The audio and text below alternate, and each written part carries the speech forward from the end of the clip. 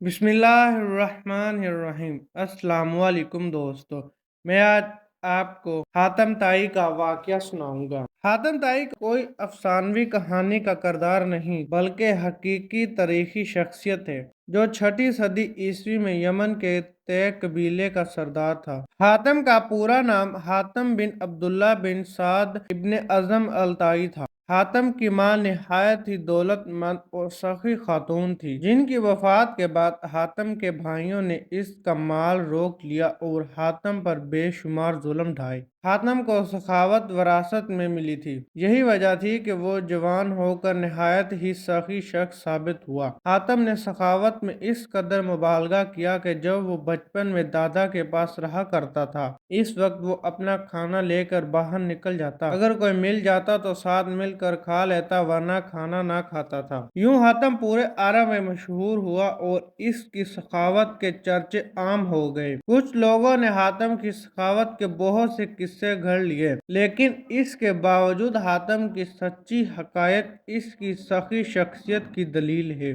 अरब में जमले समराह की चोटी पर वाक़ एक मकाम था जहां हातम रात के वक्त आग जलाया करता था ताकि इलाके से गुजरने वालों को रास्ते की रहनुमाई हासिल हो सके। इस मकाम को आज हातम ताई की आतिशदान कहते हैं। ये इलाका आज भी आसार कदीमा की हैसियत रखता है। इब्ने अराबी के मुताबिक हातम हर मैदान में कामयाब था, हुआ वो जंग हो, मुकाबला हो, खेल हो या सखावत हो। जमाना जाहलियत में माह रजब का चांद बहुत मुकद्दस माना जाता था। लिहाजा जब रजब का महीना शुरू होता तो हातम हर रोज 10 ऊंट ज़िबा करता और लोगों को खाना खिलाता। यूं तो हातम के सखावत और फराख दिली के किस्से बहुत सारे हैं लेकिन चंद एक जो बहुत ही मशहूर है कि रोम के बादशाह कैसर के दरबार में एक दिन हातम ताई के सखावत का तज़किरा हुआ। एक शख्स ने बताया कि हातम के पास उम्दा नस्ल के घोड़े हैं जो निहायत ही खूबसूरत हैं। हातम की तारीफ सुनकर बादशाह ने कहा, जब तक किसी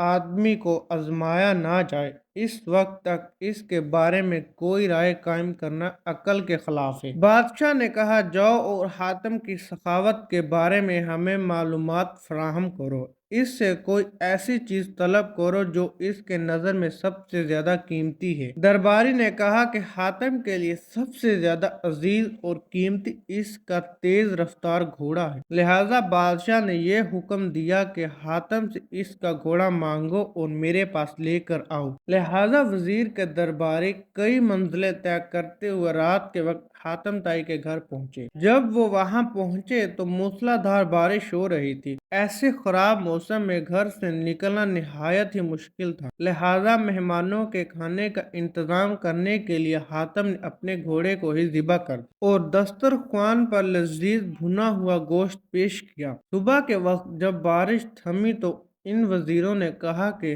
हमारे बादशाह के सामने आपके घोड़े की बहुत तारीफ की गई है। बादशाह चाहता है कि आप अपना घोड़ा बादशाह की खिदमत में बतौर नजराना पेश कर दें। वजीर की बात सुनकर हातम निहायत ही अफसोस के साथ कहने लगा कि वो घोड़ा तो मैंने आपको रात में खिला दिया।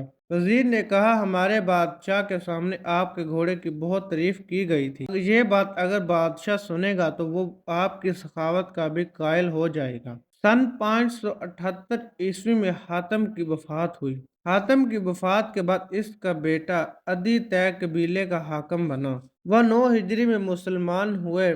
इनके इस्लाम लाने का वाक़या बहुत ही मशहूर है। अदी अपने कौम के सरदार थे। कौम पैदावार और मालो गनीमत का चौथाई हिस्सा इनके नजर किया करती थी। इन्हें मुसलमानों से सख्त दुश्मनी थी। वो ईसाई थे और इस्लाम को ईसाइयत का रकीब समझते थे। सरदार होने की वजह से नबी सल्लल्लाहु अलैहि वसल्लम का इक़्तिदार इनकी आंखों में खटकता था। यमन के कबीले तय ने इस्लाम के खिलाफ बगावत की। हजरत अली इन दिनों यमन के गवर्नर थे। उन्होंने बगावत को ख़त्म किया और बगावत के लीडरों को गिरफ्तार कर मदीना भेज दिया। इनमें अदी की बहन सफाना थी, यानी सफाना बिनते हातम। वो भी नबी सल्लल्लाहु अलैहि वसल्लम के सामने पेश की गई। उन्होंने कहा कि मैं सखी हातम ताई की बेटी हूँ। मेरा बाप भूखों का पेट भरता था और गरीबों पर रहम करता था। इस पर नबी सल्लल्लाहु अलैहि वसल्लम ने फरमाया, तेरे बाप में मुसलमानों की सी खूबियां थीं। अगर तेरा बाप मुसलमान होता तो यकीनन हम इस पर रहम का मामला ही फरमाते।